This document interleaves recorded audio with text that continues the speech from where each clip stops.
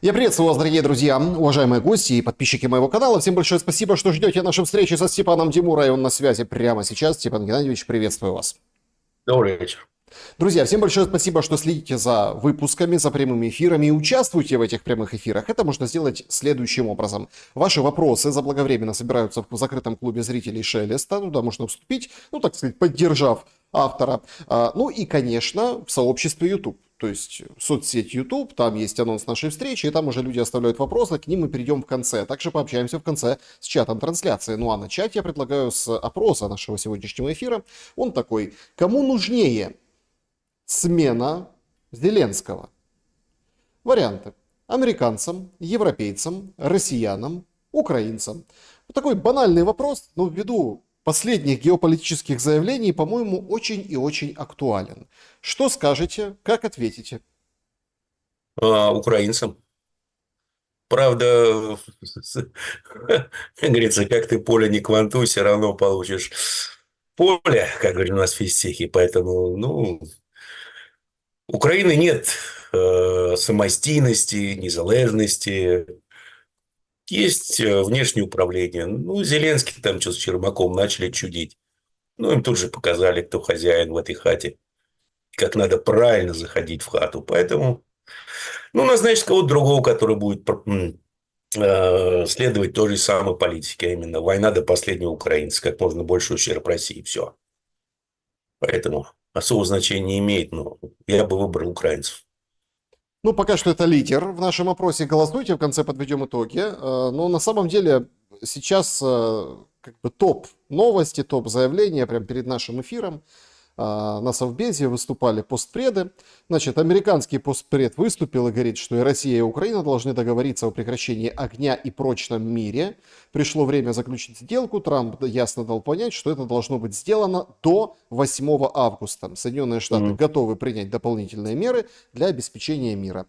Ну, если первую мы видим, как и считываем, как ультиматум внимания обеим сторонам, обеим, это важно. Сейчас мы там будем разбирать ситуацию. Как бы. Украина готова, они на перемирие, на прекращение огня Украина готова, не раз заявляла, поэтому Украина-то здесь при чем? Это все эти кровавые москали что-то хотят. Вот. А вторая часть, а как Америка может обеспечить прочный мир? Признать свое поражение, прекратить военную помощь и, в общем, принять план Путина. Это единственная возможность. Они могут эскалировать, как и говорилось. Должна была быть эскалация. Вот мы к ней подходим, потому что внешняя политика, она имперская внешняя политика, и кто там президент, значения не имеет. А она заключается в том, что нанесение стратегического поражения России – официально заявленная цель. Как они это собираются делать, я не знаю, но эскалировать будут. Вот, судя по всему, сейчас готовится очередной последний в истории Украины трупонаступ. Посмотрим, как он будет развиваться. Вполне возможно, что замечательные генштабисты товарища Герасимова устроят опять то, что было в Курской области. То есть, все прощелкают изначально. Вполне возможно. Но трупонаступ будет. Он готов. Я думаю, что в августе будет и не случайно. Трамп вдруг передвинул дату ультиматума, чтобы она, во-первых, совпала с моментом введения какой-то, может, пакета, по-моему, 18 европейских санкций. И типа еще вот у нас на фронте успешный трупонаступ, поэтому вот мы как вас сейчас вот обули. Сдавайтесь, гады русские. Белыми нитками, на самом деле, все шито. Другого от них ожидать, в общем, не приходится. Сюда же можно добавить атаки на IT-инфраструктуру страны. Я думаю, они будут продолжаться. Я думаю, тоже спящие ячейки будут активированы. И судя по тому, что результатом разговора того же Нетаньяху и Путина было посылание Нетаньяху, как и Трампа, в веселое короткое эротическое путешествие, если вы зададитесь вопросом, а сколько же израильских граждан в России, то вполне возможно, что и моссадовские ячейки будут активированы. То есть нас, я думаю, ждет веселый август. Смотрите, то есть давайте так, исходить из сценария, что давайте сначала начнем. Мы сейчас об этом поговорим, потому что там и на Ближнем Востоке. Вот мы с вами разговариваем, а Израиль опять отбомбил тебя по югу Ливана. Ну, это у них как Ну, здрасте, пусть знаете. бомбится. Ну, Это ему недолго осталось то есть, ну, все, бомбиться. все понимают. У меня другой момент. То есть, мы исходим из сценария, что до 8 августа Россия и Украина что-то, ну, как бы покажут Трампу, ну, например, там Стамбул какой-нибудь состоится или Не, что-нибудь еще. не. Ну, Мединский уже на халяву накатался в Турцию. Хватит. Повезло ему. Отдыхался, все, хватит. Госденьги тратить. Нет, ну смотрите, Не, будет ли, ожидаете ли вы там жесткого ответа от Кремля? Пока такое молчание, один никакого ответа жесткого не будет, потому Медведев что там один Трамп, он же бьется дурачок. только. Да, Медведев приколист, он еще красавчик. Не, ну Трамп же сам выдал все, как его опустили. Он сказал, и никакой реакции от Кремля на мои страшные угрозы. Как это обидно. Ну, еще бы. Для таких людей самая страшная реакция – это не быть посланным на 3 буквы, а именно быть проигнорированным. Поэтому никакой реакции и от Кремля. Ну, и все. Чувак бесит там в истерике. Потому что Трамп, похоже, ну, дело Эпштейна уже ему подписало смертный приговор на самом деле.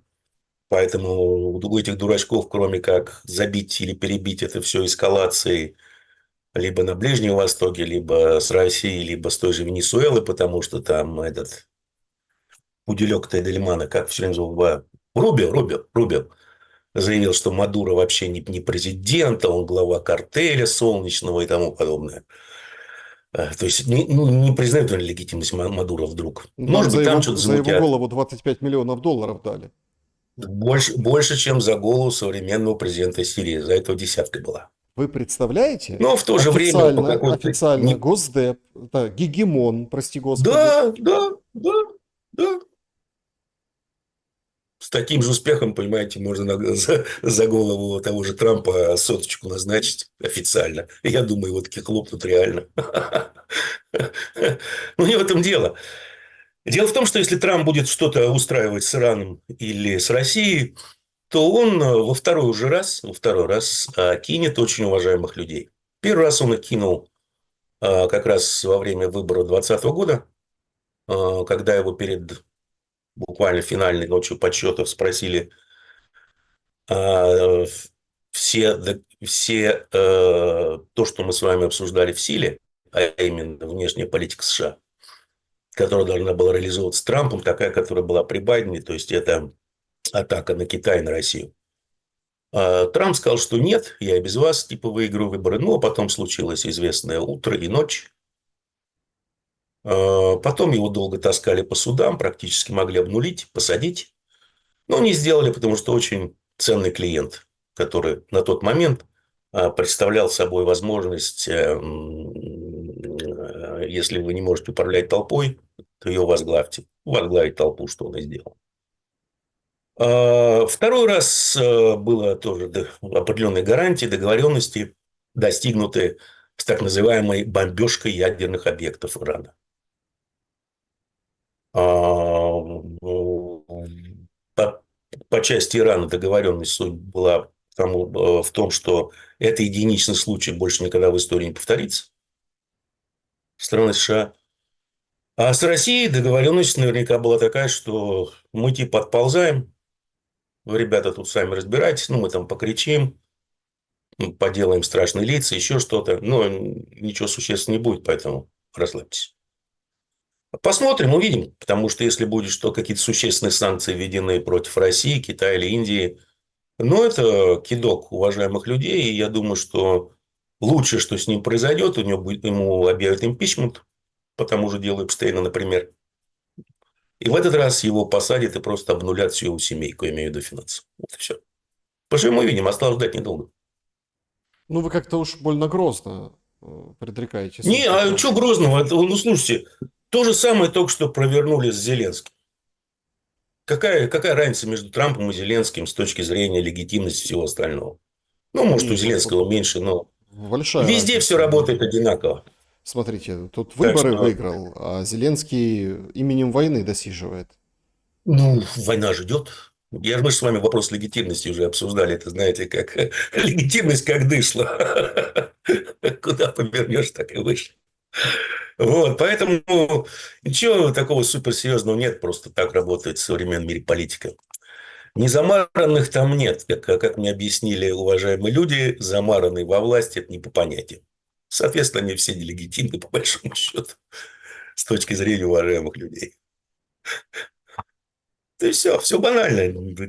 А тот цирк, который, театр абсурда, который перед вами разыгрывается, ну, давно говорилось, что, ребята, сейчас накал абсурда, идиотизма достигнет такой степени, что у людей начнет мозги сносить. Сносит. М, Израиль говорит, ну, прошла новость, что Трамп якобы там на встрече сказал, что уважаемые лоббисты, то есть наши Да? пути дорожки расходятся, то есть, в Не могут они отношениях. разойтись. Я думаю, что там все очень банально, потому что Израиль просто шантажирует Трампа на самом деле делом Эпштейна, потому что, судя по всему, Трамп замазан с ног до головы. И просто вот посмотрите на два эпизода. Буквально за 2 или за 3 дня до въезда в Белый дом, могу ошибаться с датами, ну, во-первых, Трамп сказал, что если мира не будет в Газе, типа к моему возвращению в Белый дом, то я всем сделаю осисяй. Ну, летит Уитков в Иерусалим, не в Иерусалим, в Тель-Авив, грубо говоря, прилетает в субботу и передает месседж, скажем так, Нетаньяху, что, значит так, я тебя жду завтра в 10 утра. Нетаньяху там начинает ссылку ломать, что я там занят, у меня государственные дела. Витка повторяет, что если завтра тебя в 10 часов здесь не будет, то у тебя будут жесткие последствия. Нетаньяху, разумеется, приходит, они договариваются о мире, все хорошо, все прекрасно, Хамас согласен, все гарантии США, ну это же святое дело, гарантии США, ну как, кто еще может быть лучшим гарантом по Будапештскому меморандуму? Вот. И буквально через месяц или полтора тот же Уитков, тот же Трамп спокойно кидают Хамас с сделкой. И все скоро, в скором времени доходит до того, что Трамп грозится еврейцам, что я вас, гадов, оставлю без помощи. Если вы посмеете осудить такого прекрасного, лучшего премьер-министра в истории, как Нетаньяху. Хотя окружение Трампа прекрасно понимает, по всем опросам уже становилось ясно, что тема Газа и тема геноцида, она очень сильно бьет и по рейтингам Трампа. Магаисты начинают волноваться, потому что Трамп обещал, что он всех замерит, а практически США обеспечивают этот геноцид. Трамп всем обещал, что он будет президентом мира, а начал практически войну с Ираном. Но, тем не менее, они продолжают эту самоубийственную для интересов США политику на Ближнем Востоке. Вывод только один. Кем был Эпштейн? Он был сначала агентом Моссад, судя по всему, свечку не держал, но все говорит об этом. Об этом говорит также и очень болезненная реакция еврейцев на... Очень интересное было интервью, не помню кому, главреда Грейзу, по-моему, Макса Блюменталь его зовут. Где его спросили, а являлся ли Нетаньяху агентом Моссада. Он сказал, я свечку не держал, не могу утверждать, но я вам скажу следующее. И популярно обрисовал картину. Что вы думаете, у еврейцев случился припадок, сам бывший Эхуд Барак, бывший премьер-министр Израиля, в открытую ему угрожал и говорил, что ах ты сволочь, ты не еврей, а подонок и тому подобное. Далее есть на самом деле рассекреченные файлы ФБР от 2008 года, где говорится, что Эпштейн типа тоже работает на них. И, кстати, прокурор во Флориде, который вел близкий соратник и друг Трампа, юрист Трампа, прокурор во Флориде, который вел дело Эпштейна, он его спустил в свое время в 2008 году, по-моему, на тормозах.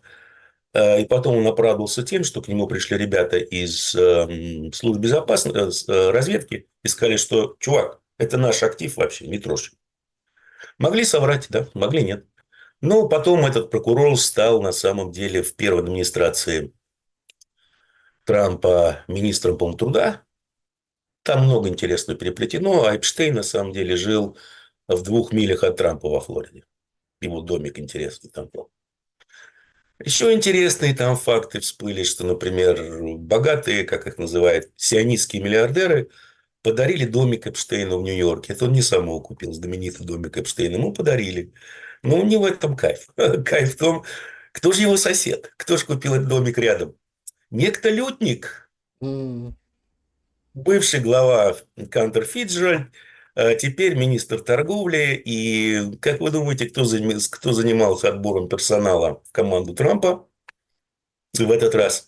Лютник и его зятек Кушнер. Поразительно. Он типа жил рядом с Эпштейном и никогда туда не заходил. Как мило. Но тем не менее, поэтому я думаю, что израильтяне всячески шантажируют Трампа этим делом. Вот. И за счет этого вот в США, вернее, Трамп ведут такую странную политику на Ближнем Востоке. Ну, плюс, конечно, на самом деле Израиль, опять же, скажу, просто ЧВК США не реализует план Clean Break. Как могут, так и реализуют. Но, скажем так, необучаемы, потому что они прокололись практически по всем пунктам плана по времени, прокололись сильно с Ираном, с Хезболлой, с Хамасом. Даже уже высокопоставленные военные разведчики, бывшие у Израиля, ну, в отставке которые, открыто говорят о том, что Газа стала Вьетнамом Израиля. Поэтому тут сложно сказать, кто кем виляет, но я думаю, что компромат на Трампа есть, и израильтяне его используют на всю катушку. а, Когда это все, понимаете, уже начался массовый слив этого дела в СМИ, в так называемых либеральных СМИ. Кому принадлежат либеральные СМИ? Ашкеназам. Какое видение ашкеназов будущего Израиля, своего любимого проекта сионистского? Ну, а-ля такое, знаете, светское европезированное государство. У ашкеназов хватало ума понять, что Израиль очень маленький, у него очень маленькая экономика, нет никакой стратегической глубины, соответственно, нельзя со всеми сраться вокруг, и палестинский вопрос надо решать, дать им государство и на этом завязать. Потому что Израиль стратегически большую войну не потянет никак, даже с помощью США, что мы наблюдаем. У мизрахов, вот этих вот шизоидов религиозных, у них совершенно другое видение. Они даже ашкеназов за настоящих евреев не считают, например. У них видение такое, это вот библейские предания. Вот сейчас мы тут придет Машиах в сентябре 2027 года, и вообще финальная битва добра со злом. Но перед этим все должны евреи пройти через страшный суд, то есть большую войну на Ближнем Востоке, страдания, разрушения, бла-бла-бла. Ну и плюс Натаньяху одной ногой в тюрьме. Нельзя больше переносить заседание суда. Потому что как только первое заседание суда последний раз был назначен, ну, начинается заварушка в Сирии. Не могу прийти. Занят государственными делами, я в бункере. Поэтому тут много чего на самом деле так вот сошлось. Но я думаю, что либеральные средства массовой информации это все сливают. Тут даже известный такой товарищ Сандерс выступал на CNN, по-моему, вчера и обзывал Натаньяху последними словами, на всю страну говорил о геноциде, о том, что уничтожаются Палестину. Ну, геноцидом он не назвал, а сказал, что там уничтожаются палестинцы. Голод, болезни, бомбежки и тому подобное, что это нехорошо, это плохо. А Натаньяху презренный врун и лгун. Где ты был, Сандерс, 3 года назад?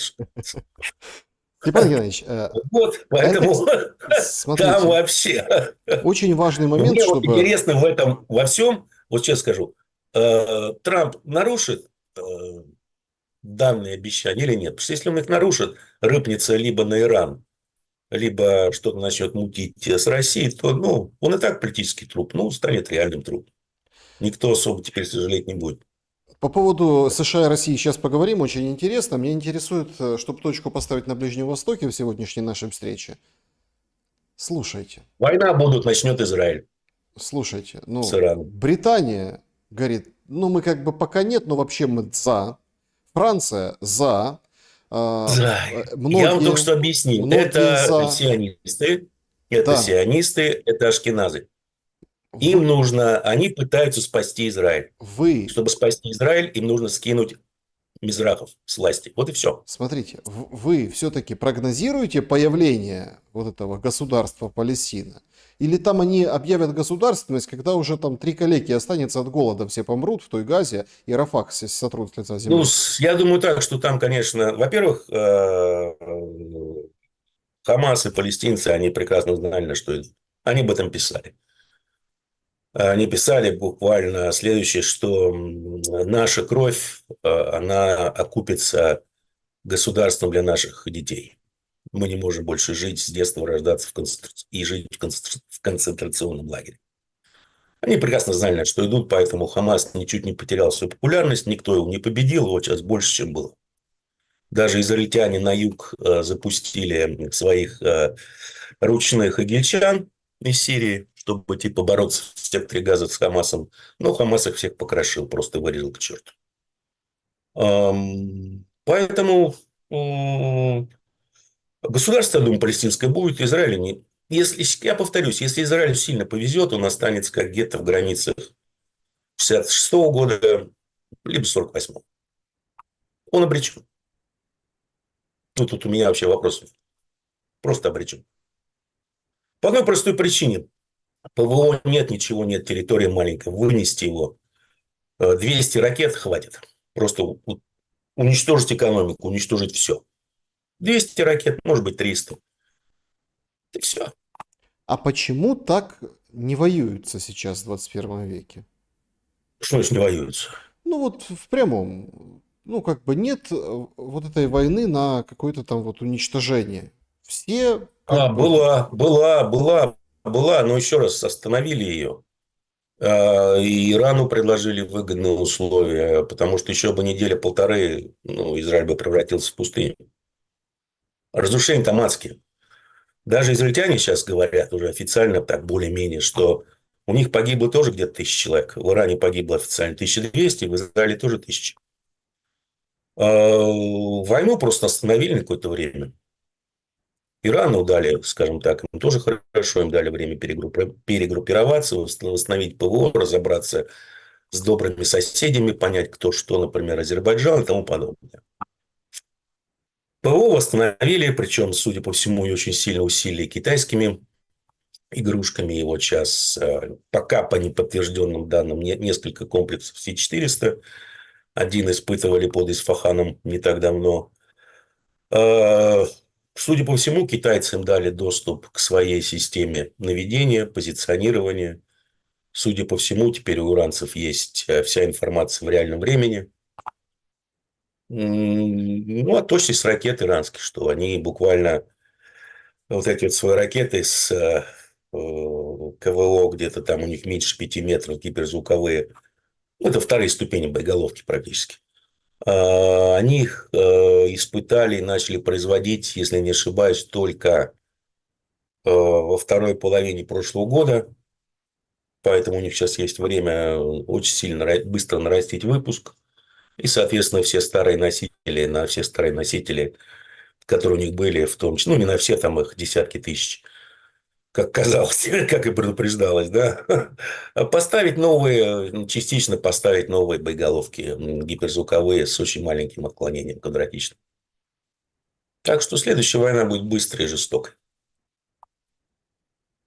м, если мы, вот так вы упомянули Азербайджан, там этот завалили, памятник Айвазовскому, сегодня сообщили. Ну, декоммунизация, дерусификация, десоветизация, называйте как хотите. Везде все одно и то же. Ну вот, получается, Азербайджан, хотя вроде как прошло какое-то потепление, Алиев откатил назад по этой риторике, сказал там чего-то, упал самолет. Еще бы, когда чуваку по общаку вломили как следует. 3 НПЗ вынесли, в том числе в Одесском порту. Это же Алиевские были. Это его бабло, реально, это его общак. И еврейцам тоже поднасрали, простите за выражение, потому что из Одессы как раз шло топливо в Израиль. Ну, дали ему понять, что, знаешь, ты это самое, сиди тихо. Не надо тут. Пока. С другой стороны, на него давят британцы. А на него теперь еще имеют такой вот зуб, такой не один такого размера иранцы. Ему бы очухаться, залечь и подумать над тем, что он сделал, и как выбираться из этой дыры, в которой он оказался. Ну, нырять глубже. Ну как? Да, ну, Каспийское море, оно не такое глубокое, там далеко не нырнешь. Степан Геннадьевич, сегодня, ну, мы вспоминали вот этого представителя Америки при ООН. Точно так же сегодня вышел Полянский и сообщил о том, что, в общем, мы хотим соседствовать с Украиной, а не с антироссией. Значит, не стремятся к уничтожению Украины, культуры и идентичности, за то, чтобы украинская культура была рядом с русской. Это происходило десятилетия без каких-либо проблем, конфликтов. Мы воюем не с украинскими, они братский народ, а с преступным киевским режимом, и украинцы все более явственно в этом убеждаются. А, Прозвучало это в формате... Умнее западников, которые воюют со всем русским народом. Ну, хорошо, ладно. То есть получается, что ну вот, это как бы прозвучало в ответ на американские 8 дней. Ну, 8 дней, 8 августа, как дедлайн. Ну, да. Реально может Америка чего-то такого отчебучить вторичным образом, ну, вторичные санкции, или прямо против России? Ведь даже Трамп, когда объявлял об этот дедлайн, он же говорит, что, ребята, может, что-то произойдет, а может, ничего не произойдет, я не знаю, но ввиду. Хоть Путин нравится Мелании Трамп, Да. но и у нас с ним хорошие беседы были, но это как бы отдельно, а вот это отдельно. Реально есть какие-то ниточки, рычаги, как вы оцениваете, на Россию, на Кремль или на кремлевских? Потому что тут внезапно Зеленский появился на финской конференции ОБСЕ и говорит, я давно просто этого не слышал. Это старая история, но давно уже так не говорят. Надо сносить проклятый Режим. путинский режим. Да. И тут он это опять публично. Ему там, правда, звук не сразу включили, он там как рыбка чуть-чуть посидел, но потом включили, и он все-таки выдал. Говорит, надо сносить путинский режим. Раньше этого нарратива, ну, давно не замечали, а сейчас Да, заметили. ну да. Сейчас снова эскалация. Нужно быть, должна же быть какая-то благая цель спасти человечество от кровавого путинского режима. Ну да, чтобы европейский, американский электорат схавал. Э, вот, на мой взгляд, с военной точки зрения у НАТО, включая Америку, есть только один вариант что-то серьезное придумать. Это томагавки. Другого нет.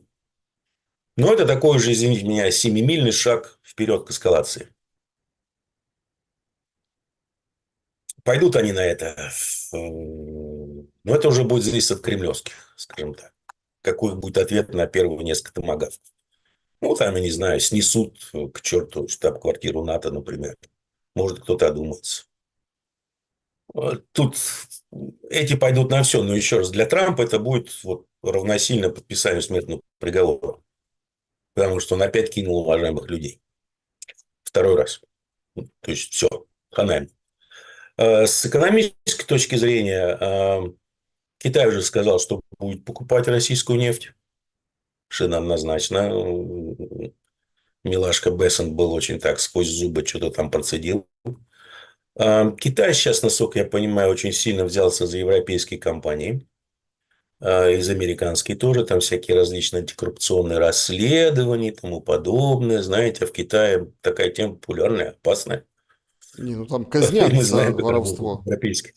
Да, да, да, там много чего. И, ну, те же возьмем редкоземельные металлы. Если вы накладываете стопроцентные пошлины на китайские товары, ребята, ну, вы снова останетесь без редкоземельных металлов. Как вам в прошлый раз было кайфно, сейчас будет еще лучше. Правда, американцы там накупили со страху. Вроде бы на 1 год им хватит, как они говорят. Ну, посмотрим. Индусы так себе, знаете ли, и нашим, и вашим, но они слишком много денег делают на российской нефти. Очень много денег, в том числе и правящие кланы, чтобы просто так от этого отказываться. Ну, а кто там еще у нас есть существенный и важный? Да, в общем-то, и все. Ну, в худшем случае, наверное, цена там, на тот же Юрлс, на российские сорта нефти чуть припадет. Уйдут ли они с рынка совсем? Да нет. Потому что и основные потребители Китая и Индии будут покупать. Какие еще санкции можно наложить, я даже не знаю. Ну, вообще надо отрубить банковский сектор. То есть, даже тоже Газпромбанк отрубить от Свифта. Но даже без Газпромбанка сейчас уже 45% внешней торговли осуществляется в рублях. Можно ударить по, скажем так, криптобиржам, которые сделаны только для того, чтобы использовать все эти щиткоины или стейблкоины, скажем, привязанные к рублю или к юаню, ну, для осуществления трансграничных платежей. Можно ударить по банкам, которые этим занимаются, ну, не по российским, а по, скажем, из полудружественных стран. Много чего можно сделать, но, на мой взгляд, экономический ущерб, может быть достаточно чувствительным, но кратковременным. Почему кратковременным? Потому что тут же найдутся другие схемы. Всегда может быть задействована теневая китайская банковская система, так называемая. Поэтому, если что-то и будет, то будет кратковременное. А что из себя представляет теневая китайская банковская система? Ну, как сидят у вас во всех странах китайцы с А, кэшем этой вот, страны. вот и вся система, да. Мгм. По звонку. Вы, скажем, в Чикаго приносите сумку с долларами и говорите, что вот мне там нужно какой-нибудь папуаси, чтобы отдали тугриками. Раздается, делается телефонный звонок, доллары пришли, доллары получили. Вы едете в ту страну, заходите, забираете свои тугрики. Так она работает. А ЦРУшники случайно или, по ФБР вышли на ее след, но она такая мощная, такая разветвленная, что кроме как написания мемуаров и книжек, все, и ограничилась борьба с ней. Невозможно. Спрут. Спрут. Китайский спрут. А, Да, да. Сегодня Зеленский выступил, ну вот мы были в эфире, уже вышло вот это видеообращение ежедневное, выходит и комментирует фронт. Значит, у нас суток трое, ну двое точно, может трое. Обсуждается в украинском сегменте там, пабликов разных о том, что бои в Покровске. Причем это все опровергают, другие говорят, нет, вот выходит При этом Зеленский, уже давно неделю где-то идут. вот говорит, Бригада просто сбежала с фронта и все. вот говорит Зеленский, значит, бои есть, но все, короче, на своих позициях, все на своих местах, все там, они там, русские прут, а мы отбиваем, держим позиции. Ну и как бы выступил и успокоил. И это в тот момент, когда сегодня, как гром среди ясного неба, это было неожиданностью для многих даже вот этих там российских обозревателей фронта. Тут Минобороны России объявляет о том, что Часов Яр взят. Потом это Ну, зачищен, да. к вечеру Зачищен. начали говорить, что это неправда. В общем, ну понятно, уже начинается вот эта вся эта история. Но Часов Яр это прямая дорога о том, что в Константиновке хана, дело времени. Да, да. Туда дальше это уже привет Краматорск и И Славянск. славянск, А это как бы финальный акт по да, на Донецкой области. Донбассе.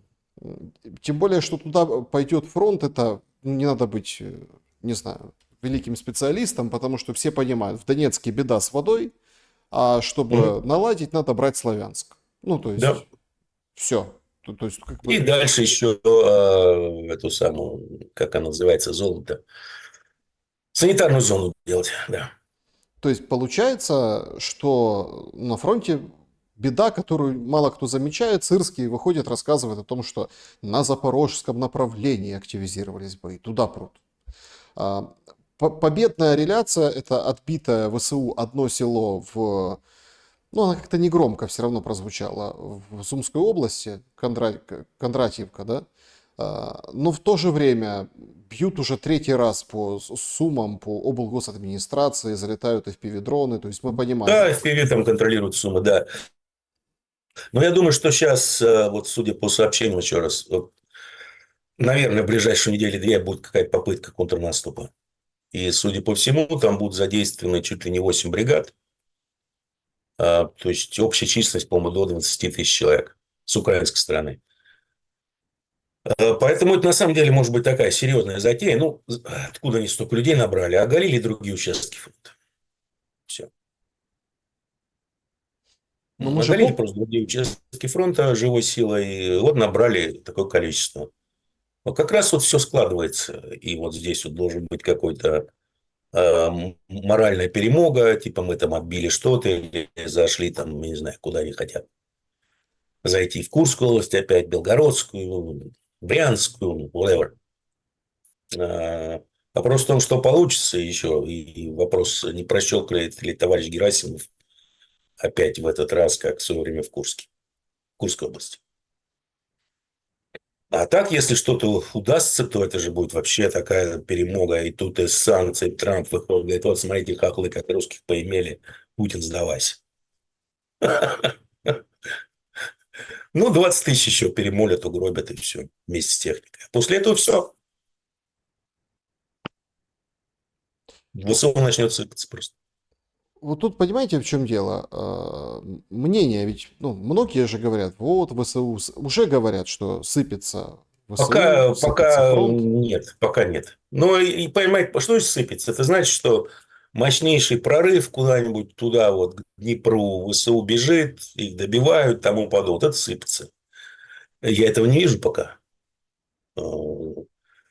Война дронов идет, все идет. Ну, может быть, качество украинских дронов, как пишут сами украинские паблики, стало чуть похуже. Но она идет, она продолжается.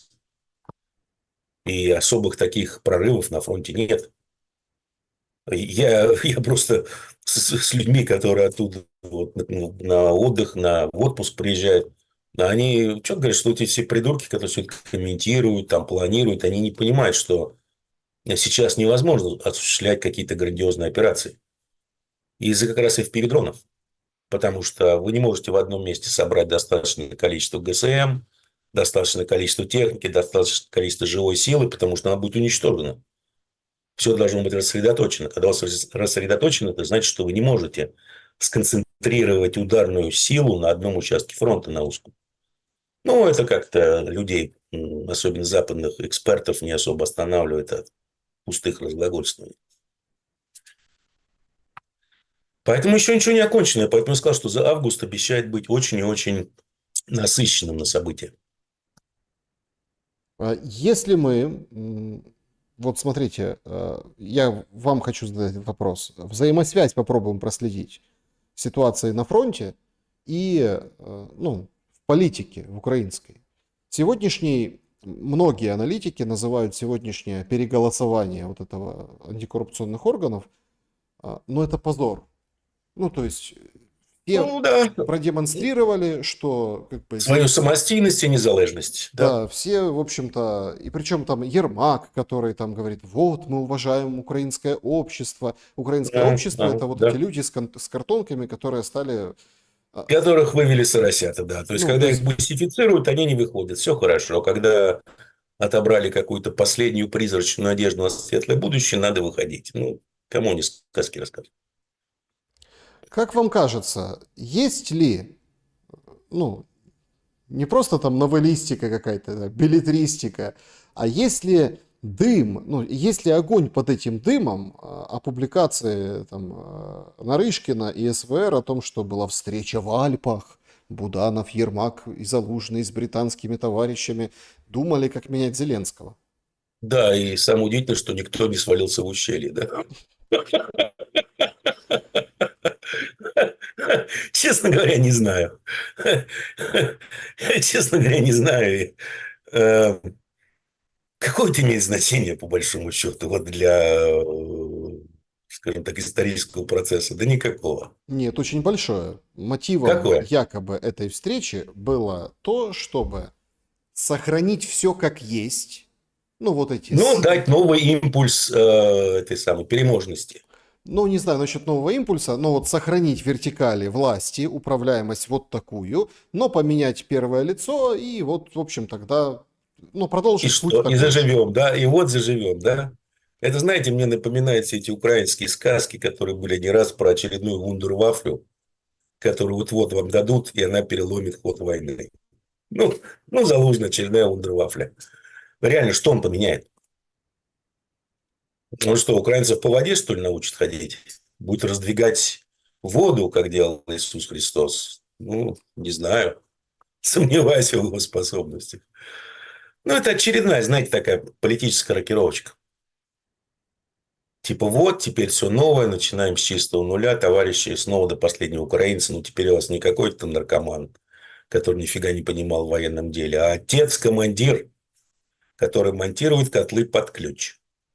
Ну, поэтому я не придаю этому большого значения, потому что хозяин не сменится. Ну, поменяйте. Вы знаете, что это мне тут напоминает? Вот это вот британцы, конечно, они в этом, да. Когда у борделя начинаются финансовые проблемы, да, меняют не обстановку, а девочек. А эти решили поменять обстановку. Ну, красавчики. Чё. Ну, то есть, вот этими всеми сливами, этими всеми разговорами, этими фотографиями Залужного нет никакой перспективы думать о том, что у условно заказчиков меняются планы в отношении Нет, нет, российско-украинского у мира. меня, по крайней мере, я не вижу. Я могу ошибаться, но я не вижу никаких перспектив, что что-то сильно поменяется. Я думаю, просто Запад сейчас очень сильно обеспокоен тем, что, скорее всего, может не обвалиться фронт, а обвалиться вертикаль власти в Украине. Вот чем они озабочены. Объясните, Поэтому о нужно чем вы? поменять, ну, нужно поменять лица, нужно поменять, скажем так, Хари в телевизоре, чтобы как-то купировать, ну, скажем так, возьмем тоже отношение украинской армии, как, опять же, показывают якобы опросы и полы, что типа 80% армии против Зеленского. Я не знаю, насколько в это можно верить, насколько все это соответствует действительности, но судя по тому, какие настроения, какие ролики начинают все больше и больше появляться, от ВСУ сколько людей бежит с передовой, и вообще, как, например, опять бригада сбежала, остатки бригады сбежали под Покровском, и как не ДРГ, а регулярная армия, регулярные штурмовики вошли в Покровск. Ну, я не думаю, что отношение к Зеленскому позитивное в армии. Хотя бы, скажем так, попытаться купировать эту проблему. А тут, Залужный теперь будет всем рулить. Отец-командир, герой нации. Там, помните, пели песни, там, фольклор. Наш Залужный там всех спасет, русских отымеет, в Москву войдет. А другого смысла я не вижу. Тем более эти ребята, вот они полностью управляемые, их держат за яйца. Шаг вправо, шаг влево, да пофиг, что ты натворил, давай отрабатывай назад, иначе деньги все заберем. Э, Ну, я не говорю, что Залужный менее управляем, но я думаю, это исключительно политтехнологическая такая фиговина, чтобы как-то обезопасить, по крайней мере, Запад от проблем с режимом внутри. Если комплексно посмотреть на предстоящий август, с точки зрения власти, конечно, да. Зеленский, ну, там, как бы уже, ну, хромой. Его, посмотрите, их вроде Не столько разделили. Зеленский, сколько Ермак. Ну, так вот А их Кева стал слишком часто промахиваться, да, так их, пора его их менять. оторвали друг от друга. Они же Да. были практически как однояйцевые. Куда, Даже а, спали вместе, куда, ну, там, но с автоматами. ну, с автоматами, да. Интересно, они их чистили перед тем, как спать ложиться? Ну, слушайте, как говорится, месье знает толк в возвращениях, ему автомат. Еще спросите, мушки спиливали или нет. Не, ну, судя по национальности, наверное, да. Да, А, я думаю, там не автоматы, а обрезы, да. Да, может, обрезы автоматов.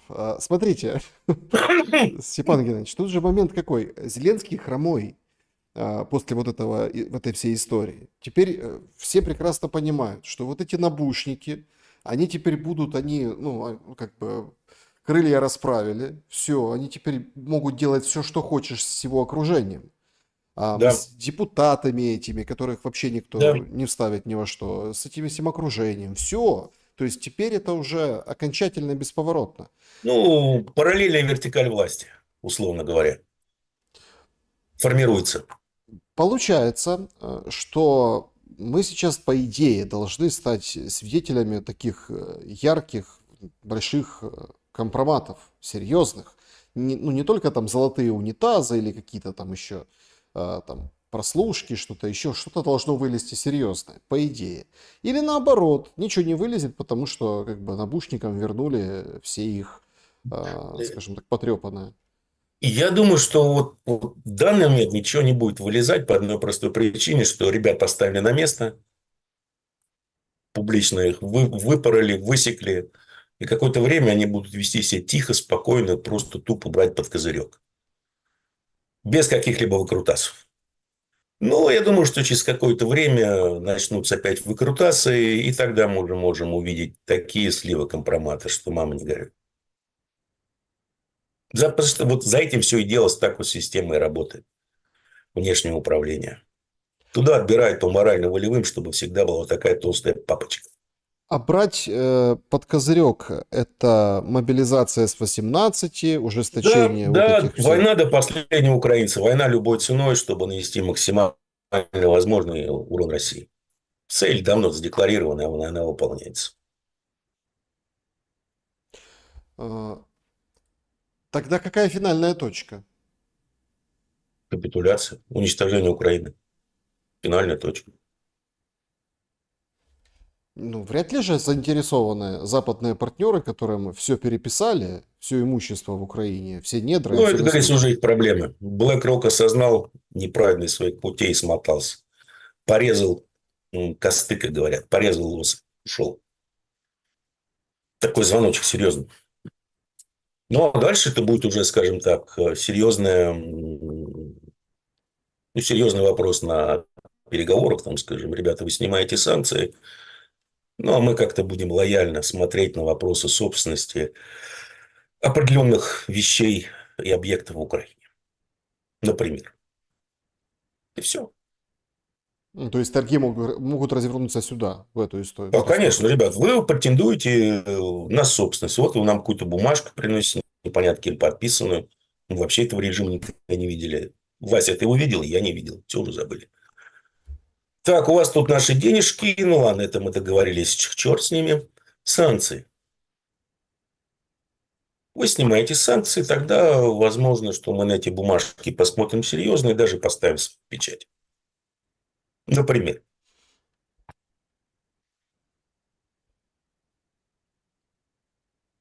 Ну, смотрите, уничтожение Украины как что?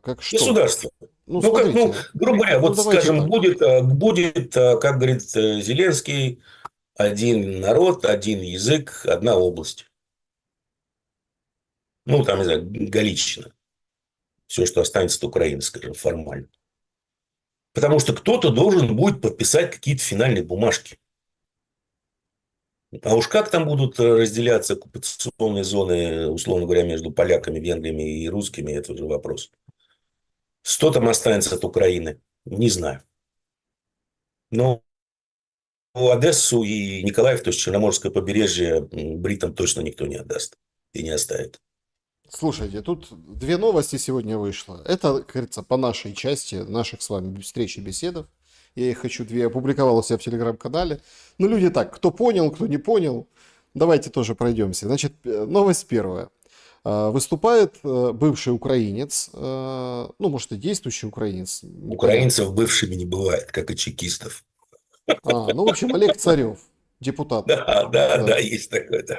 Значит, он всерьез говорит о том, что вот землетрясение на Камчатке, 8,8 баллов, которое, значит, это американцы сейсмооружие применили. Повреждены, в общем, там, ну, бухты с атомными российскими подлодками. Значит, радиационный фон говорят, что вроде как в норме, но на самом деле никто не знает, а сколько людей и какие там последствия мы не узнаем или лет через 10, или никогда вообще не узнаем. Ну, то есть, как бы все серьезно с американцами. Ну, Слушайте, что скажем скажете так, по этому поводу? ну, у американцев есть такая замечательная установка Харпа, не одна. А в принципе, они вызывали землетрясения, накачки ионосферы энергии, меняли климат, это известно. Он под Москвой стоит, похоже, заброшенная установка, огромная, кстати. Ну, там немножко было по-другому, там катушки Тесла стоят.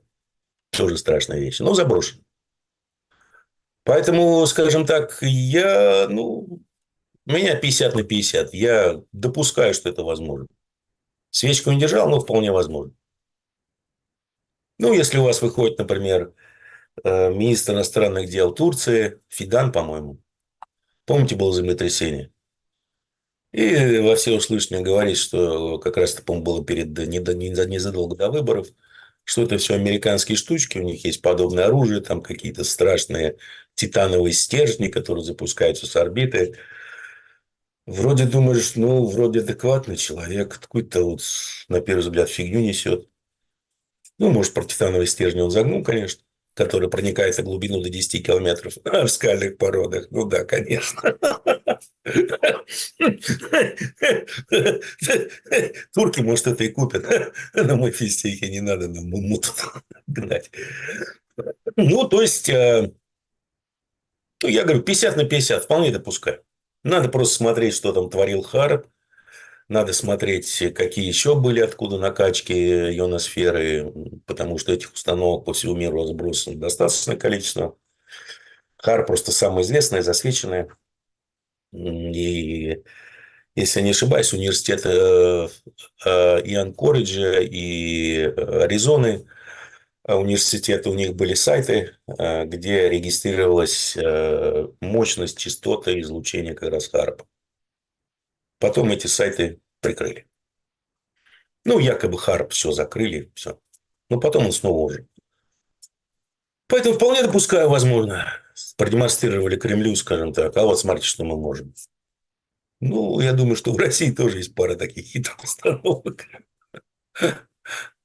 Нет, тут здесь просто против этой версии играет то, что, давайте так откровенно, цунами достигло там и японцев, 900 тысяч человек они отселили, и даже западного побережья Америки там тоже были Ну, проблемы. слушайте, это сопутствующие потери, что называется. Кого это волнует? С другой стороны, понимаете, можно спокойно объяснить тем, что, во-первых, плиты пришли в движение, трясет как раз по стыкам плит, возможно, просто, знаете, оно бы и трясануло без, условно говоря, Харп. Ну, просто вот чуть энергии накачали, чуть трясануло посильнее и раньше. Потому что система находится вот в стрессовом, неустойчивом состоянии, достаточно маленького возмущения, все это приходит в движение. Землетрясение, насколько я понимаю, оно колебания повезло Дальнему Востоку и Камчатке жутко, что колебания были в основном горизонтальные, не вертикальные. То есть это не то, что странное, но достаточно редкое землетрясение. На небольшой глубине, относительно небольшой глубине и горизонтальные колебания. Обычно там вертикалка идет, потому что одна плита наползает на другую, достаточно вертикально, и пошло. Трудно сказать. Понимаете, надо посмотреть элементарно. Вот есть простой способ. Посмотреть на сейсмограмму. У ядерных взрывов, скажем так, у искусственных землетрясений сейсмограмма начинается очень резко. Вот тишина, покой, бац, на максимальную амплитуду практически.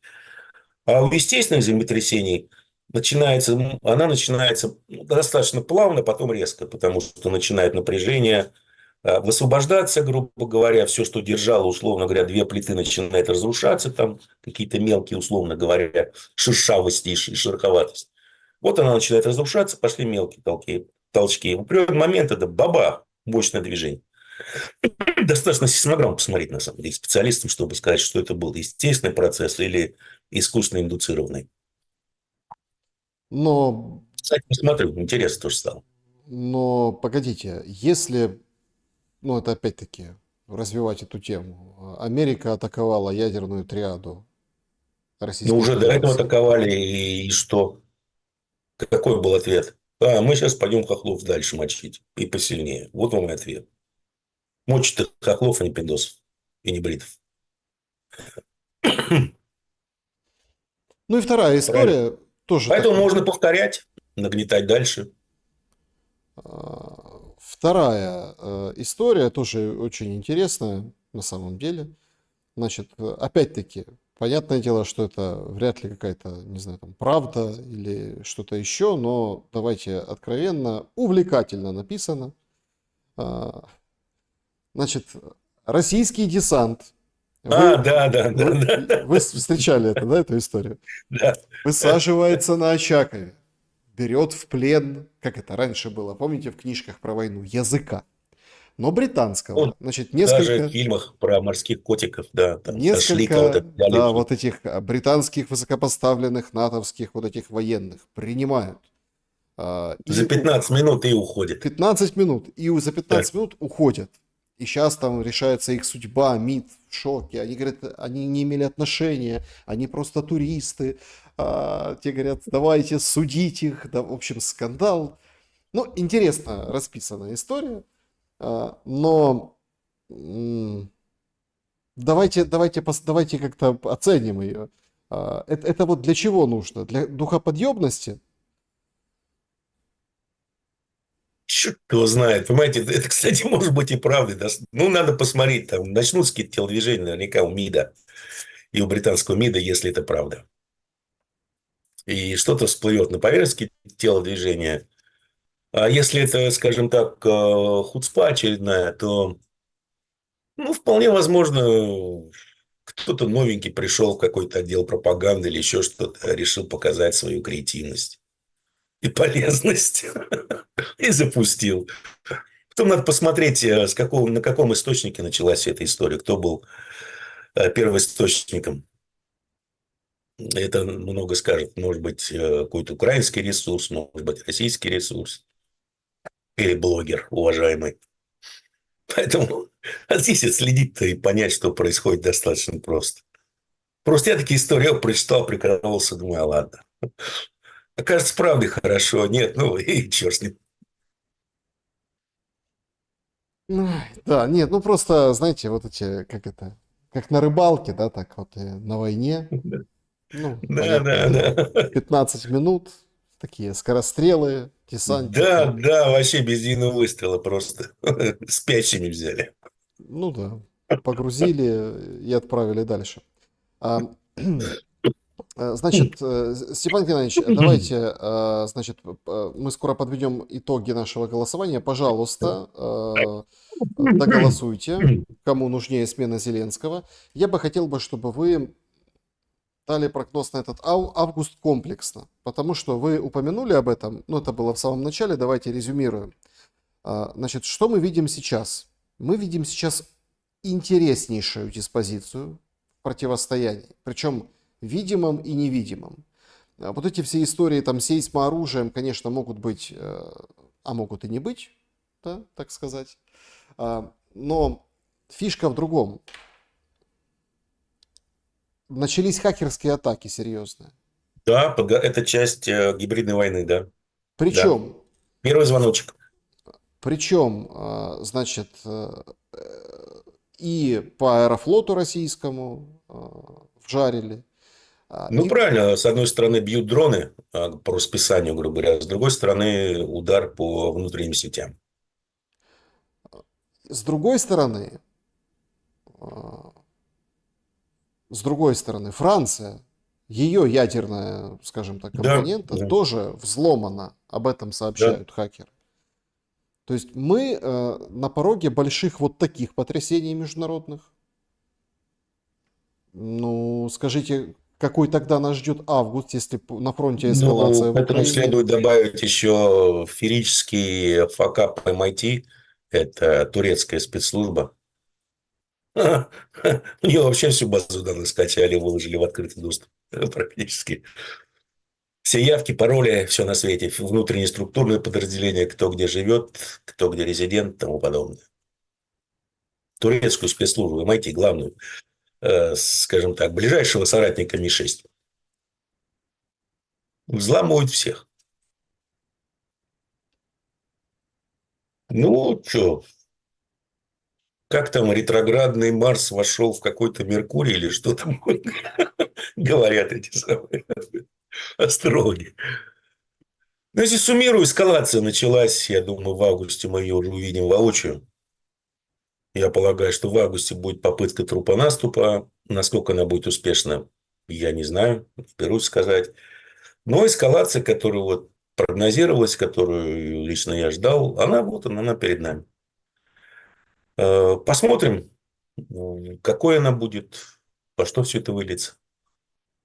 Также интересно, переживет ли Трамп как, скажем так, живая политическая фигура август. Я сильно сомневаюсь.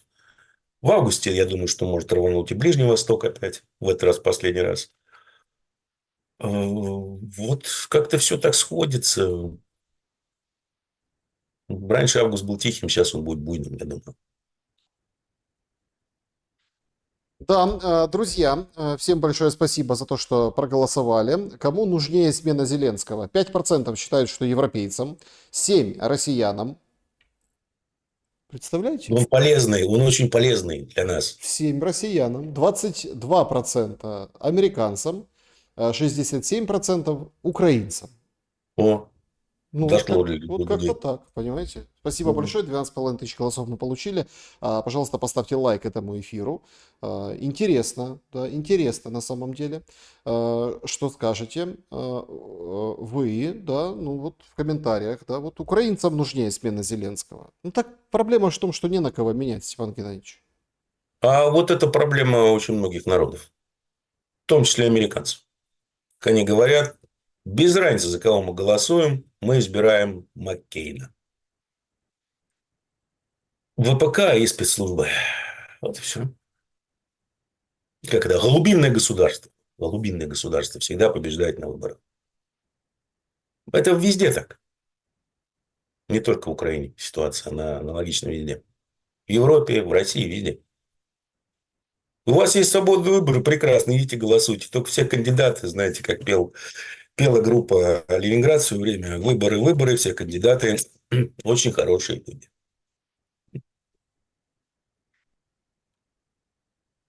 Значит, переходим к вашим вопросам. Начнем с сообщества YouTube. Здесь как бы, э, люди заблаговременно пишут, потом перейдем к чату трансляции. Значит, поехали. Не считаете ли вы, что эти игрушечные картонные протесты по факту легитимизировали все действия правительства и президента, включая конституционную паузу, просто демонстрация супердемократии? Что-то не понравилось, народ вышел, президент услышал, и попробуйте теперь что-то говорить об узурпации, нарушении прав человека и так далее. Да все в стране демократическая идиллия, пишет пользователь. Да нет, наоборот. Ермак с президентом показали еще раз всю самостийность, незалежность, ну, а также то, что они уже сбитые летчики. Скажите, Степан Геннадьевич, Путину и России нужна только капитуляция режима? Судя по мне, судя по не меняющимся условиям России уже как 2 года. Или какой вариант? У вас есть мнение? Ну, смотрите, что значит капитуляция? Условия есть. Если рассматривать эти условия с точки зрения Запада и с точки зрения, судя по всему, еще достаточно большой части украинского общества, это капитуляция. Это юридическое признание всего и вся. Я думаю, что теперь уже туда будут входить Одесская и Николаевская области, скоро Харьковская и Сумская и так далее. Вот и все. Снятие всех санкций, то есть Запад проиграл. И получается, что Путин выиграл, Запад проиграл, нафига-то нужно НАТО. Если ни гегемон, ни НАТО не могут справиться с какой-то непонятной страной, там, как они говорят, бензоколонкой с ВВП, который в 10 раз меньше их ВВП вместе взятого. Это финита ля комедия для Запада. Ну, конечно, потом Путин пойдет на Прибалтику, на Европу, это да. Степан Дима спрашивает. Степан Геннадьевич, здравствуйте. Почему ФРС всегда следует за рынком, а другие центробанки нет? Я, честно говоря, никогда не интересовался плотно политикой других центробанков, потому что она вторична. Меня всегда интересовал ФРС. Не могу вам сказать. Степан, у нас даже в бюджетных учреждениях пошли взломы систем, вырубают провайдеров и так далее. А как же электронный рубль? А вы же Да, задавали кстати, этот вот хороший вопрос? вопрос. Как же внедрение электронного рубля? Как же электрификация всего и вся? Госуслуги там всякие, максы, шмаксы. Вопрос, да? Тут один депутат в Госдуме, типа, отвечая на вопрос, а что делать вот с вашим лепездрическим рублем и вообще всеми этими лепездрическими услугами в такой ситуации, сказал: так вы идите в банк, снимите деньги. Думаешь, мать твоя. Депутат призывает к тому, чтобы население ломанулось в банки и положило банковскую систему. Так что, как говорил товарищ Жванецкий, поле чудес. Вечно зеленые помидоры, там что вспоминаются такие вещи. А, Так, почему бежавшие в Россию украинцы так мечтают, чтобы Россия дошла до Львова, а сами ничего не хотят для этого делать? Нужно ли это России? Иван. Они работают, платят налоги, содержат кровавую армию орков.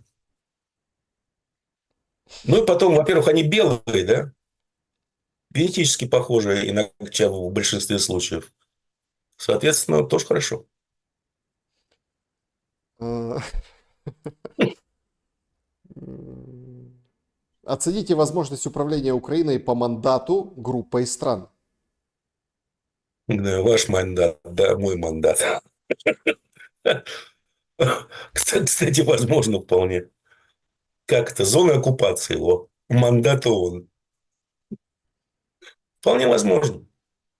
Добрый вечер, Степан Геннадьевич. Две трети стран Европейского Союза направили в Еврокомиссию запрос о выделении им целевых кредитов на закупки оружия и военной техники на 127 миллиардов евро по программе милитаризации экономики. Можете пояснить, ведь этот кредит, по идее, берется из бюджета Евросоюза, который формируют своими взносами сами страны ЕС из своих бюджетов. Какие-то цыганские фокусы с обманом налогоплательщиков или нет? Как это работает?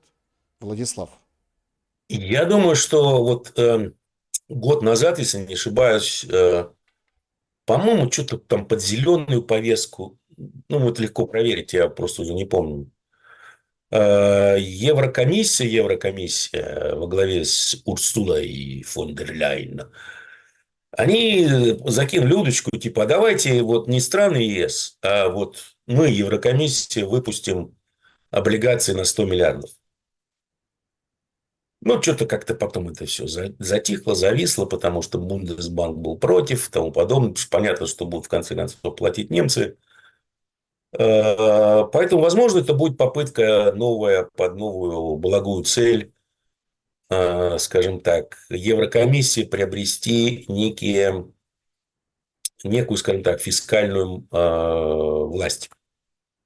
Вполне возможно под это, что это действительно будет кредит, выданный частными банками, ну, разумеется, товарищей Ротшильдов. ЕЦБ-то он не может кредитовать никого и не кредитует дефицита бюджетов. Тем более, чтобы, ну, чтобы вы понимали, вот гигантский план там, 800 миллиардов на подготовку войны с Россией в 27-м или, по-моему, в 30-м году. Ну, это такая крупная сумма. Потом оказывается, что на вооружение пойдет 150 миллиардов. Все остальное там на программы типа небинарной в армии, что-то такое. Поэтому, как я называю, в этой педриле все возможно. Значит, инопланетяне, Андрей спрашивает, в ноябре прилетят? Да, братва на подлете, все нормально. Ждите. Не, серьезно Разберутся такое? с двуногим. Да, братва, конечно, там нашли такой офигенный космический корабль летит. Я думаю, что нам вообще не И хватает. как раз, вот как раз у меня ссылка закончится, заберут с собой. Правда, вот их как раз и не хватает. А смотрите, Скучно без них. Не, ну а может, Соскучился, знаете, погодите, поговорить не с ну кем. Ну. смотрите, прилетают инопланетяне, и тогда, наверное, А все... они, между прочим, уже официально недружественно настроены. Вот, а если все, тогда земляне же должны объединиться, закончить все войны. Да. Да. Под началом нового мирового порядка, единого мирового правительства. Иначе не победить. Так что ждите лазерных шоу в небесах, как говорится. Проект Blue Beam, голубой луч. А что смеетесь? Вот в ноябре это случится, будете вспоминать и думать, это реальная тарелка или это проект «Голубой луч»? Где мой дробовичок? Сейчас проверим. Ой, бзынькает, да, реальная. Ой. Добрый день, Александр и Степан. Скажите, пожалуйста, что ожидает Приднестровье в будущем? Заранее спасибо. Я, извините, когда сказали Приднестровье, на самом деле там веселого ничего нет, потому что, судя по всему, будет попытка включить Приднестровье в орбиту Европейского Союза и Молдавии. Просто новость про Санду прошла, что она в Калифорнии на 400 миллионов долларов купила сперму знаменитостей. Я когда почитал, сначала не поверил. Потом перепроверил еще в двух источниках. Да, скандал небольшой такой в Калифорнии. Скандал заключается в том, что эти знаменитости, в том числе сэр Элтон Джон и еще два гомосексуалиста. Интересный выбор, да? Они вообще должны давать разрешение на продажу столь ценного материала семенного. И скандал в том, что это случилось без их письменного разрешения. За что купил, зато продал. Поэтому, ну, я думаю, что будет попытка, потому что я не знаю, как они себе это представляют, что это типа, если вот мы с Приднестровьем разберемся, то это будет такая пощечина России, пощечина Путину, что они не смогли защитить своих. Но это будет только лишняя, скажем так, мотивация для Путина очень быстро разобраться с Николаем и Одессой. М, Здравствуйте, Степан. Зачем Россия в десна целуется с исламскими террористами? Сначала признание Такими? Талибана исламскими, затем А, Лавров гостеприимно приглашает сирийских игиловцев, которые прямо сейчас молодец, правильно убивают делает. христиан. Это какой-то проект исламизации России, какое-то позорище. Спасибо за ответ. Ну, смотрите, тут надо понимать некоторые вещи. Это проект исламизации России, это называется программа ООН по замещающей миграции. Если повезет, то найдете ее на сайте ООН, но ее оттуда убрали. Она есть в интернете. Поэтому это, скажем так, единая мировая поездка. Но здесь в России ничего особенного нет. Что касается Талибана, ну, слушайте, э, пиндосы с британцами в свое время создали и ИГИЛ, они создали и Аль-Каиду. Аль-Каида вообще-то началась с Афганистана. Товарищ Усама бен Ладен, семейка Усама бен Ладена и семейка Бушей – это такой очень мощный клан США, если вы помните, да? Общество черепа кости. Они вместе управляют замечательной компанией Carlyle, которая на ведущих должностях очень долго работал никто иной, как Джером Пауэлл. Поэтому, когда УНИТА собирается уволить Пауэлла, я всегда смеюсь. Скорее, быстрее уволят УНИТА с должности президента, чем Пауэлла. Вот. У них есть ИГИЛ. Сейчас новый там ИГИЛ появляется. Выпустили из тюрьмы заклятого кровника этого Джулиани. Почему-то вдруг турки. У них ИГИЛ, у нас Талибан. Что мы им протянули руку дружбы, спасения. А что, можно там британцам и пиндосам, скажем, ИГИЛ завозить в Среднюю Азию? Можно. А нам что, нельзя с Талибаном дружить? В случае чего Талибан спокойно зачистит весь ИГИЛ в Средней Азии, как они это сделали в Афганистане. Это первое. Второе, ну, с Турцией тоже, если пиндосы, британцы, весь Евросоюз целуется с Джулиани в щечку и вообще считает его крутым парнем, которому надо дать шанс, а мы что? Мы тоже люди цивилизованные, мы тоже хотим дать ему шанс. Все. Добрый, Здесь я с этим вот здесь хоть есть какой-то здравый смысл в нашей внешней политике на ближайшем пространстве постсоветском. добрый вечер. Степан, как вы считаете, Зеленский сам уйдет, попадет под импичмент в результате скандалов о коррупции, Да они его вперед ногами вынесут, или не будет волнуйся. Его просто неработоспособен ликвидируют. с неадекватными, короче, Не последствиями? работоспособен, не работоспособен вместе с Ермаком. Роман, что даст Западу цветная революция в России? Они и так все получали. Металл, нефть, газ, женщин, мужчин. Я вот тоже думаю. Понимаете, я не понимаю. Но это британская фишечка. Они, как я называю, страны дегенераты. Они, у них, по всей видимости, фиксации на предметах, там, на идеях. Что вам надо, ребята? Ребята в таких тяжелых климатических условиях добывают все на свете, что вам нужно. Отдают вам за какие-то непонятные фантики. Вы построили систему банковскую замечательную. Вы построили такое замечательное правительство, которое все организовало так, что в стране своего ничего не производится, а все импортируется. То есть, еще эти фантики идут к вам обратно, к Западу, поддерживается на них ваша экономика, ваши производители и тому подобное. Чем еще надо, ребята? Ну, все было хорошо, все было на мази. Там нужно было с десяток человек легализовать на Западе и все. Но вот не срослось. Степан, почему, Дмитрий спрашивает, у украинских властей такая тяга к золотым унитазам? Это же цыганщина. Да вы не видели эти самые интерьеры Трампа? А, и потом, это ж со времен братвы, да, вот должен быть золотой унитаз. Ну, иначе ты не пацан, ну, не солидно. Ой, здравствуйте. Будет ли еще когда-нибудь гривна по 8, спрашивает Мирослав. А 80 обязательно будет. По 8. А, не, забудь об этом. Также вопрос о... А, может быть, после деноминации. Вот вполне возможно, что после деноминации будет. Значит, вопрос, кстати, по рублю и доллару. Что думаете? Следующий вопрос. Следующий вопрос. Почему в свое время Да. рубль не стал второй резервной валютой наряду с долларом? Давайте следующий вопрос. Ну, это просто Ай, жуть. Путин хотел закончить эту войну за 3 дня, но Зеленский был против. Так кто из них хочет мира, спрашивает Олег Бубнов. Ну, скажем так, я не знаю насчет Зеленского, был ли он против или не против. Но взять Киев за 3 дня, на самом деле, началось, по-моему, с генерала Милей.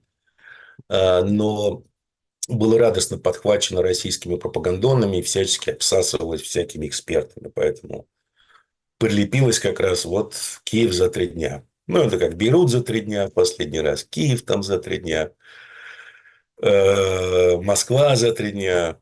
Был ли против этого Зеленский, я без понятия. Им, понимаете, его ввели давно, его ввели еще, его начали раскручивать еще с момента этого фильма про президента. Поэтому он просто шестерка в руках мировой закулисы. Против, не против, кого волнует вообще?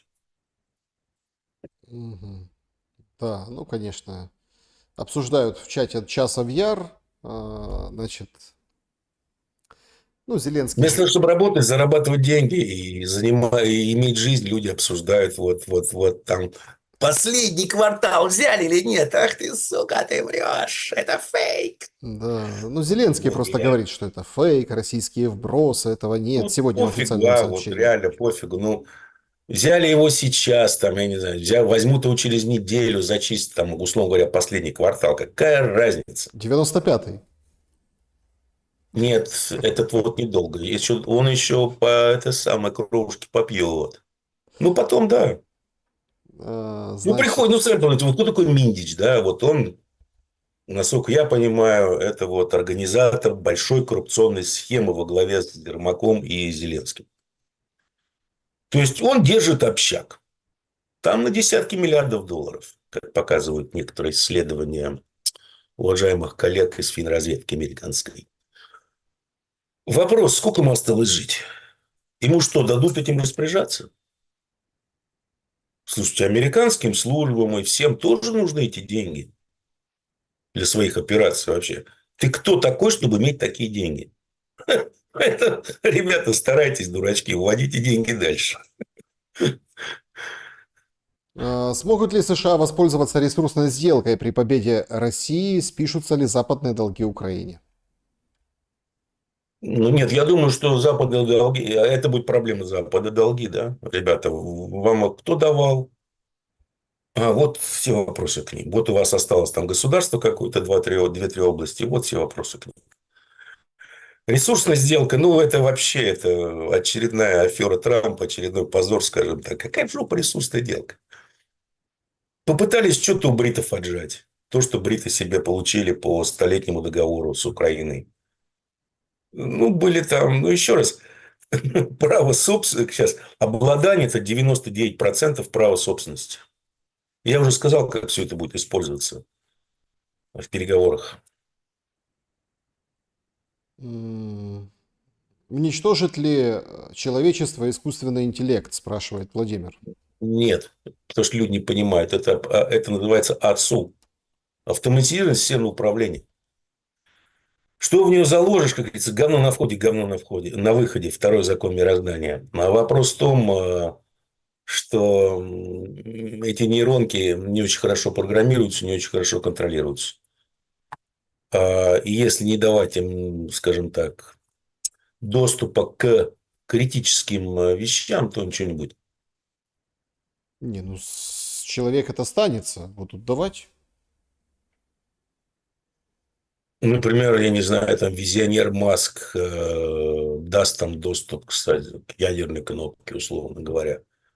Может ли в этой нейросети произойти какой-то глюк, потому что ее неправильно обучили или неправильно были правила обучения, что она, условно говоря, просто глюкнет ее и все, и нажмет красную кнопку? Конечно. Так, ну что, мы в прямом эфире сейчас.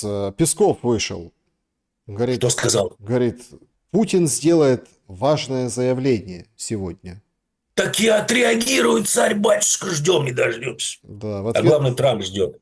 в ответ на недавние угрозы Трампа Да. сказал. Ну, прям Заинтриговал, заинтриговал. интрига прям, да. Что Конечно. скажет Степан Геннадьевич? Я думаю, скажут, что Трамп великий политик, но пошел он нахер. Примерно так будет переводиться. Что мы все-таки за возобновление отношений с США, но наши, скажем так, условия по прекращению конфликта не подлежат пересмотру. И мы все цели СВО будут решены. Примерно так. Выход России из ООН принес бы проблемы или выгоду, спрашивает Андрей. Не знаю. Но я думаю, в данной ситуации, если так порассуждать, поскольку даже война ведется такими способами, чтобы всячески поднять свой имидж в глобальном, среди глобального юга, выход из ООН, наверное, бы не послужил делу укрепления имиджа России, да и БРИКС в целом среди глобального юга. Поэтому, наверное, не стоит пока выходить. Акционеры лондонского Сити под хутором или сами по себе? Алексей спрашивает. Не. Там к хутору они отношения, это акционеры лондонского Сити, это они манагеры наемные. Это денежки не их. Хотя они думают, что их. Хутор, он чисто формально выполняет роль посредника и гаранта. Пока что. Ну, это, понимаете, такая маленькая, непонятная какая-то субстанция, которая принадлежит, по-моему, 70% или 75% недвижимости в Риме. Ну, чтобы вы понимали объемы активов этой организации. Почему все украинские аналитики, политологи не могли догадаться, к чему все приведет, и почему допустили войну, отказавшись быть нейтральным государством? Как вы думаете? Это очень просто. Кто денежки платит, тот девочку танцует. Все. Выступаешь против линии партии, тебя заткнут. Будет ли мобилизация в России? Я не думаю, не будет. Зачем? Она не, скажем так, ну, добровольцев такое количество, что не хватает, я думаю, даже вооружения. И больше и не нужно для выполнения всех задач. Друзья, всем большое спасибо за то, что вы сегодня побывали на нашем прямом эфире. Степан Геннадьевич, благодарю вас за время и мысли. Спасибо вам. Берегите себя на YouTube-канале и в Telegram-канале Шелест. С 1 числа по 10 будет тишина, именуемая отпуск. Вот тут-то все и начнется. И Путин будет отвечать. А вот вернемся 11 августа. И мир И мир вернется. настанет, Мир друг представляете? друга. Вот так вот, в принципе, Да, опять Димура что-то напортачил, ошибся. Мир, жвачка. и мир начнется. Поэтому до следующих встреч. Берегите себя, добра и света. Удачи в августе, господа и дамы.